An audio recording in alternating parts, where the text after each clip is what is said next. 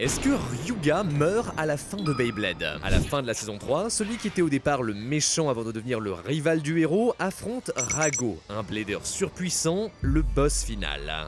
Et maintenant, pauvre fou humain, je vais te remettre à ta place. Sa Beyblade, Diablo Nemesis surpasse Eldrago en tout point. Dans une déferlante d'énergie, Ryuga est balayé. Il rassemble ses dernières forces dans une attaque finale, mais ça ne suffit pas. L'Empereur Dragon rend son dernier souffle. Il réapparaît juste pour donner à son disciple le reste de son énergie dans un dernier lancer qui lui permet de vaincre Rago, et après, il disparaît. Est-ce qu'il est mort? C'est un dessin animé pour enfants, du coup, c'est pas très clair. Pour beaucoup, il a terminé son développement de personnage, donc c'est normal qu'il se sacrifie à ce moment-là. Sauf que pour l'auteur du manga, non. Dans une interview, Takafumi Adachi révèle que Ryuga est toujours vivant. On le voit même dans 0G, l'épilogue du manga, et il va très bien. Après, il précise que l'animé est différent. C'est pas lui qui l'a fait, et peut-être que là-dedans, Ryuga est vraiment mort. Celui qui a la réponse, c'est Kunihisa Sugishima, le réalisateur, et il ne nous a jamais rien dit. En fait, souvent, il garde l'ambiguïté pour pouvoir le faire revenir ou leur faire des spin-offs sur lui, sauf que là, on n'a jamais rien eu. Ryuga n'est donc probablement pas mort, mais le mystère reste entier.